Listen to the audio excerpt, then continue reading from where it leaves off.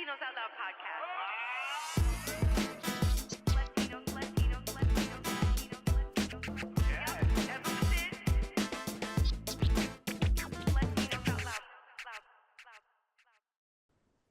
Loud. LOLeros, listeners of Latinos Out Loud, it's not often that I get to interview an icon, un icono, okay, that has changed the game and paved the way for us in entertainment. I am honored and privileged to have El Señor, one of the funniest people on the planet, El Señor Eugenio Derbez, aquí en Latinos Out Oh, Loud.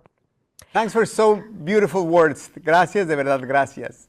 No, gracias a usted. Yo, como que soy comediante aquí en Nueva York, I can't tell you how much I learned and continue to learn from you.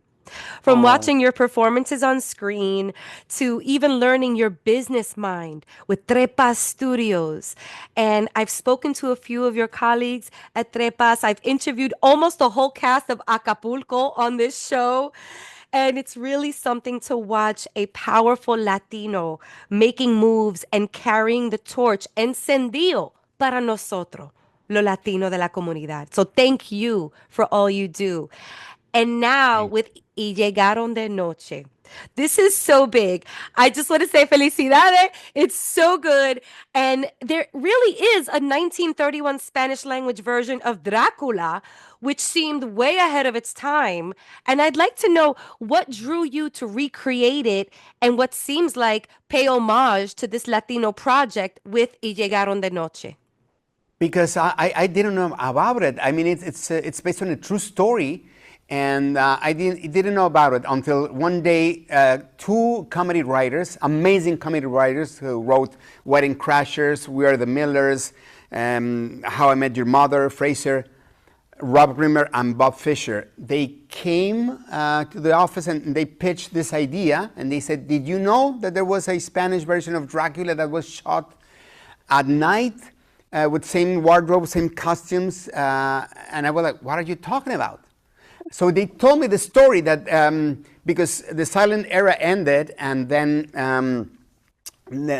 Hollywood was not able to sell internationally their new movies because now that they were speaking in English, no one outside the U.S. were understanding the movies.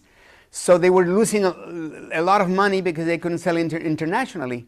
And the producer of Dracula that they were shooting back then, the first Dracula ever, came up with this idea. He said, let's make a Spanish version of Dracula at night with, of course, half the budget, half the time, just to make some pesos. And, and the good news is that this crew that they finally found made a better version in Spanish. So if you Google it, you can Google it, and all the Hollywood critics agreed that the Spanish version was better. So it's a great story about Latinos doing things better than the Americans, with less money, with less budget, eating the leftovers, but they made an amazing, amazing Spanish version of Dracula. Oh gosh, and it just seems like so ahead of its time. There was a line that Jason Alexander delivered to his producer about making a film in Spanish to make some pesos, but don't worry, nobody's gonna watch it. Are there messages baked into this script about Hollywood's actual view of Latinos and maybe the underrepresentation that we have in the space? 100%. Yeah, there are a lot of messages here and there where you can tell that we are, I mean, since 1931, they've been, I would say, probably abusing, ghosting us, etc. It was really unfair that they were paying, for example, the Spanish Dracula was underpaid. Bela Lugosi was making 6 times more than the Spanish Dracula. They were working at night under terrible conditions, but they were really trying to make a better product. They were watching dailies and rushes every single day to make it better. And the good news is that they finally made a better version in Spanish. It was so good that they disappeared the Spanish version. It was until 1977 that they found a copy in Cuba in a basement. But before that, Hollywood disappeared the Spanish version because they didn't want any comparisons between the Spanish version and the English version anymore. Wow, qué cosa. So the scene in episode 1 where they actually uncover the reels in the box is kind of real. Wow. Yes, it's Okay, absolutely real. I love a series that educates and entertains at the same time. I can't wait to see more episodes because I think things are going to be unveiled, and the Latino community needs to understand that we've been here. We've been in Hollywood. And there's another icon in your family, Silvia Derbez, your mother. And I have to tell you, my mother is so proud of me. She's like, oh, tú vas a hablar con Eugenio Derbez. Ven acá, dile a él que yo soy un gran fan de su mamá, okay? Dile. So shout out from my mother to you, okay? I love you, Telma. Pero I want... This series takes us to old Hollywood, which is so beautiful with the cameras and the lights and the sets. Is this reminiscent of your mother's career, the iconic Silvia Derbez? And did you connect with her legacy while working on this project? Absolutely, because that's right. I was thinking of my mom every single day because I was born and raised on sets. I remember every time that I had a free day at school, I wanted to go with my mom to the sets. I wanted always to be an extra in any scene. I was always behind the cameras. And I remember that the tripods back then were like really, simple. So we recreate all the cameras from the 30s. I mean, I was there in 1960 something. But still, they're very similar. So, yeah, I was thinking about my mom constantly. That's lovely, and just such a piece of connective tissue. And this project will live on forever, and so will the legacy of your mother. I'm sure she's very proud and watching from somewhere. So I guess like another question I have for you is because of that inspiration, how did you land on acting? Out of everything you saw on set as a kid and rolling with your mother to places, what about acting drew you in? Well, I loved watching my mom. I mean, first of all, my mom was always, she was so professional that I don't remember my mom sleeping ever. Wow. Ever. She was always awake, working on their scripts. It was like 2 a.m., 3 a.m. She was working on her scripts because during the day, she was like kind of working and with us. At night, she was always giving us dinner, cooking, ironing, putting ready our clothes, making homework with us. So she was always divided between work and her family. And I remember that at night was the only time for her to study and to make notes and everything.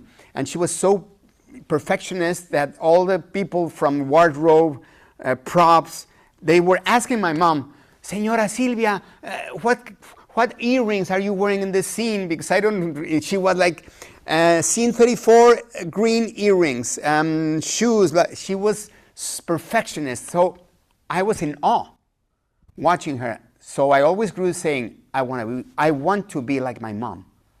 And I wanted to be a dramatic actor because she was able to cry. It's a rumor, it's like a legend that they said that my mom was able to cry with any of the two eyes. If the camera was on the right side, she could cry with the right eye. If it was on the left side, with the left eye. And it's true, she's well known for that. So I put that line in Dracula. You will see, eventually you will see that he says that. Wow. And it was because of my mom. So I always wanted to be an actor because of her. And I started kind of young making telenovelas, but nothing happened with my career until I switched to comedy. But it was a very interesting start at trying to be a dramatic actor since I was a kid because of my mom. I love that so much. And as a dramatic Latina, I also fake cry when I have to at the bank, if they don't want to give me the money from my savings account, if it's in the negative. I fake cry whenever I need to. But to cry with one eye, that's increíble. I'm gonna work on that. I love that so much. So speaking of comedy, this is your return to Spanish language comedy after more than 10 years and your first original comedy between Trepas and Vix. So with Y Llegaron de Noche, is this the first time that you've played a role where comedy is infused with horror? And can you tell us about that? Yes, it's first time. Well, first of all, as I said, when I moved to the U.S., I stopped directing. Usually, when I was doing my shows in Mexico, I was always directing, Familia Peluche or Instruction Not Included. That was the last things that I directed. So now it's my comeback, making comedy in Spanish and directing for television. So I'm really happy to go back to my origins, and it's the first time that I mix horror and comedy also. And I'm very excited because it's a true story. It's funny. It's for the entire family, by the way, because sometimes when you have kids, you can watch television because everything is about murders, kidnapping, killings, And this is one of those series that you can watch with your family, enjoy it, laugh, and have fun. So don't miss it. Felicidades, Eugenio. If you can have like 5 seconds to talk to a young Eugenio Derbez who's just starting in the industry that could use some guidance, that needs advice, what are some words that you would tell him right now because he's listening? Oh, trust your instincts. Trust in yourself. Because, since I was a kid, I always wanted to work in Hollywood. Always, because I was a huge fan of Hollywood movies. But I always heard that it was impossible. I always heard that it was too complicated. The language, the culture, everything. It was like, no, you're not going to be able to make it. So I would tell him, yes, you can. Trust yourself, trust your talent and your instincts, and go for it. My last question is, what would you like the LOLeros, the fans, the people watching this film to take away from Y Llegaron de Noche? I want you to feel proud of who you are. If you have any kind of connection with Latinos, or if you're Latino, of course, feel proud that since 1931, Latinos were conquering Hollywood.